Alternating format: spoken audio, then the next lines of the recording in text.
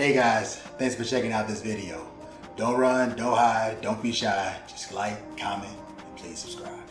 Dealing with the stress, dealing with the pain. Trying to find a way. Welcome to the TD World. I'm your host, Tony Dawkins, where today and almost any day you come up on this podcast or show or channel or whatever you want to call this. I mean, at the end of the day, ain't it all the same nowadays?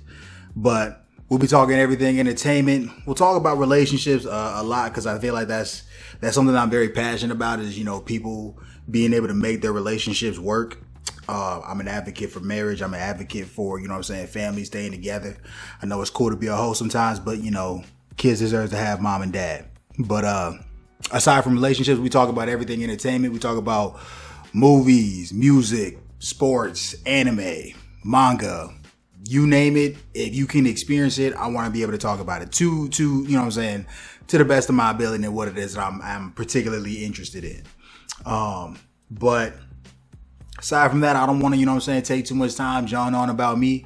So let's just jump into it. So like I said before, my name is Tony Dawkins. For those of you who don't know, I am the creator of Titan King manga series that is published and serialized inside of Saturday AM. You can find Titan King volumes 1, 2, and 3 in anywhere that sells manga. You can find it at Barnes and Nobles. You can find it at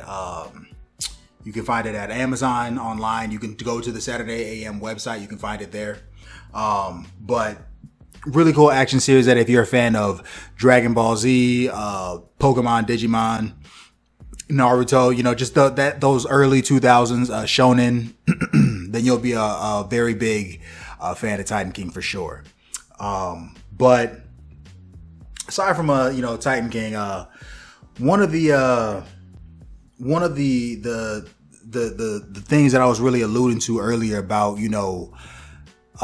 family staying together and wanting to focus on relationships is the fact that I feel like with The View and red pillars and now there's pink pillars and now there's all kind of pillars, and whatever community, I feel like too many of these advice channels feel like some sort of cult where you got to pick a side for you to be considered a good person. And me personally, I feel like that's bullshit because at the end of the day, men and women, we got to get along. We got to get together and, make this shit work. So instead of trying to point out just flaws and what you might see in the other gender and what you might, need to watch out for, I feel like there's already plenty of channels that are like that.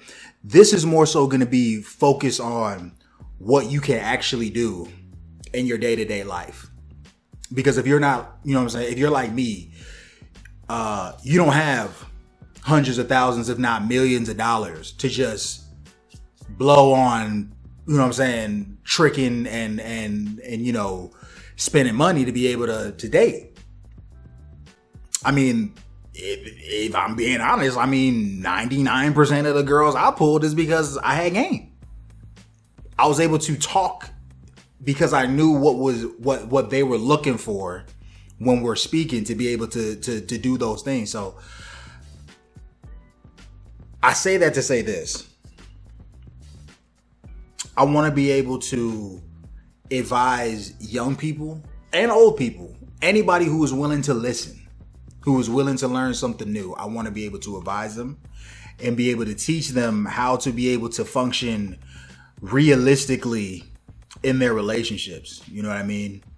But that being the case, I know that kind of sounded like, we got a little deep for a second, but I don't want this to always just be, having to focus on the relationship aspect. That is something that I'm passionate about, something that I do want to discuss on and touch on, but I'm not your therapist. You know what I mean? I'm not your psychologist. I'm not here to diagnose you. The only thing that I'm here to do is be able to offer my experience and the experiences of many others to hopefully be able to guide you in a way where even if you don't take everything I say, you can at least walk away with something that was like, I'm glad I watched that video, because now that's just one more thing I get to put in my bag of tricks. But you know, I know it's going to be some people that's going to say, man, you look too young to be out here giving folks advice on their relationship. And to a degree, I mean, you know, there's certain things I haven't experienced, but I'm very, very attentive, and I'm always seeking knowledge from older people and older couples that have made it work, people who have been divorced, things that they saw in their marriage that frightened them or concerned them. Like, all of those things are things that I want to touch on, because while I am a manga creator and I do, you know what I'm saying, draw and write the story, and I find a way to make time for it. That's not what pays my bills. I have a regular job, you know what I'm saying? I work in fire safety.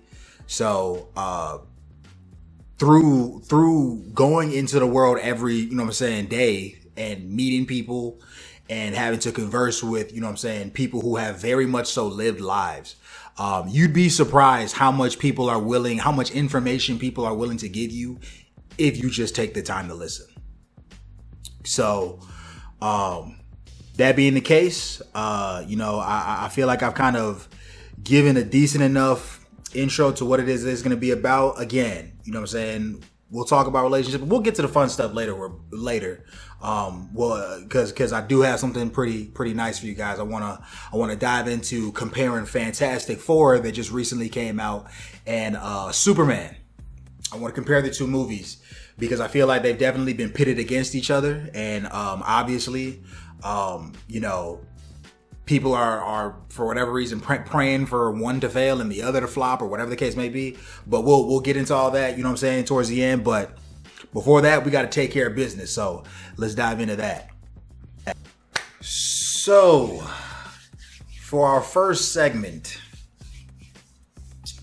I want to kind of touch on something that kind of bothers me about a lot of young people that I see today.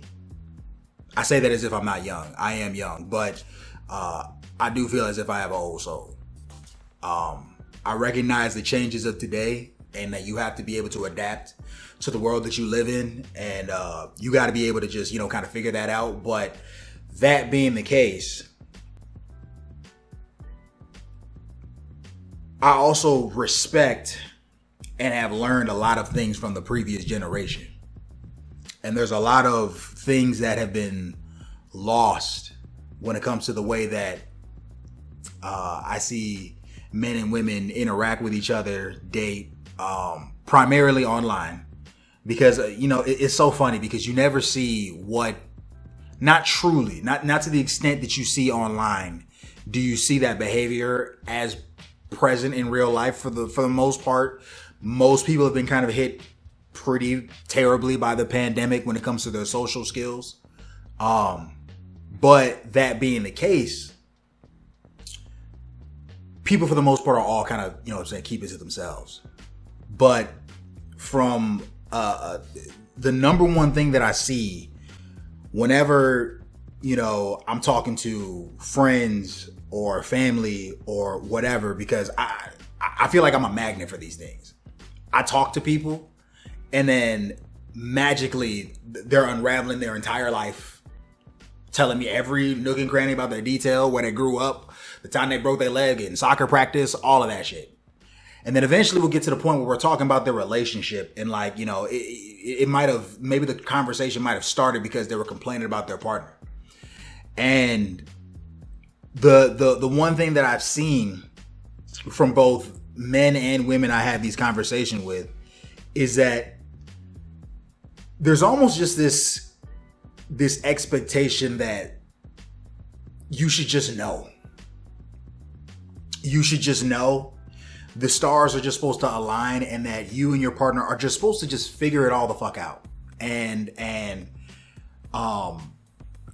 to me, I feel like that's very, very lazy. If I'm being honest with you, I feel like it's very lazy, because nothing that is really worth achieving is done entirely on accident. maybe you might discover something on accident, but you don't achieve things on accident. You achieve things by being focused, being dedicated, and being almost one-track minded on accomplishing that goal. To me, in terms of a relationship, I feel like the key art that I feel like I need people to understand, and the phrase that I want you to take away from this, if there's 2 words you take away from this video, it's master manipulation. Master manipulation. Now, I'm positive that some of you guys are going to hear that and you're going to be like, this dude's an asshole. What is he talking about? Manipulating people. Women going to be like, he's a misogynist. He's trying to manipulate these girls and give them trauma. No. Obviously, there is that type of manipulation. There are those type of people who will manipulate you to get the better of you and take advantage of you. That's typically what we associate manipulation with, is taking advantage of somebody. But to me, matter of fact, let's do a quick Google search here while I got my laptop sitting in front of me. Manipulation. The action of manipulating something in a skillful manner. Which, if you break that down even further, it basically just means to control whatever variables you can control to get a desired outcome. That does not have to mean that you are manipulating your partner because you're doing something nefarious. The manipulation doesn't have to be for nefarious purposes. Manipulation can simply just mean that you are, again, controlling variables to get a desired outcome.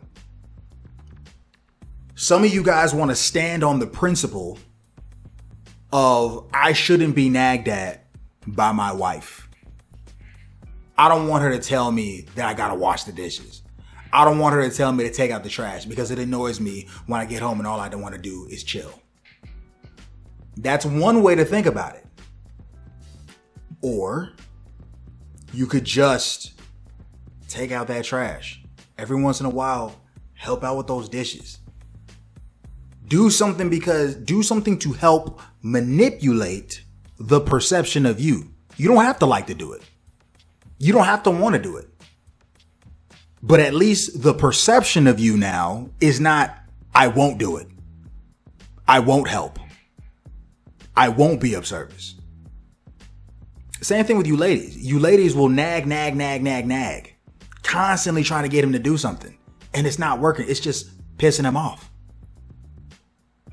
So, what can you do to manipulate the situation to get the desired outcome? I'm going to start taking out the trash in front of him. Now, if he's a man of worth his salt, he's going to see you getting ready to take out the trash and offer to take out the trash for you. Or this is another thing you can do. Maybe you might have told him 2-3 times, but maybe that 3rd or that 4th time, you say, listen, baby, I understand that you're busy, or that you had a day at work, or that you're playing a game, or that you're engaged, or whatever the case may be that he's doing. But I need the garbage taken out. It can't be in the house. Can you please take it out? Something along those lines. Because again,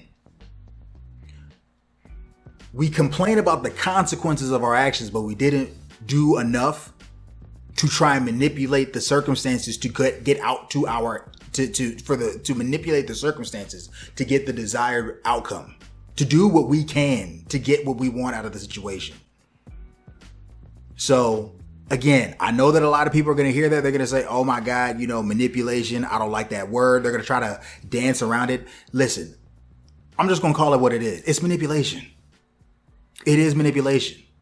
There are so many times where my girl will want me to go and do something with her, even though because again, I draw. I'm working on my story. I'm working on the art. I'm coloring things. I'm designing things. I'm constantly in my zone.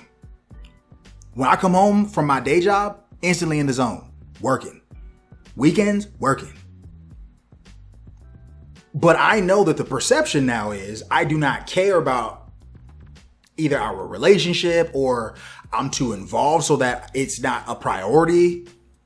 So, while yes, sure, I would love to just keep on working and doing what it is I got to do. Yo, I need to be able to be a solid partner. So I need to show that by my actions. Let's go out on a date. Let's go get something to eat. Let's go to the park. Let's go get some ice cream, something.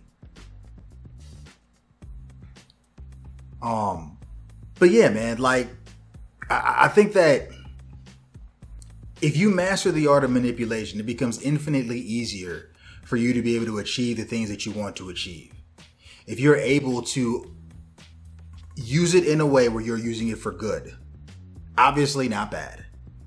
If you manipulate for the wrong reasons, it's just going to catch up with you because you still got to do the work.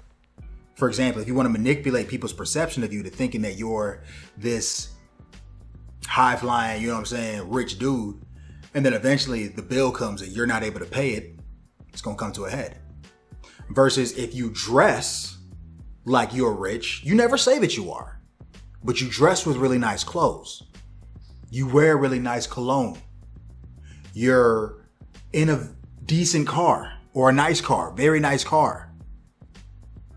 People will treat you different. And who knows, because of that perception, that might be able to land you an opportunity because you were able to manipulate people's perception of you.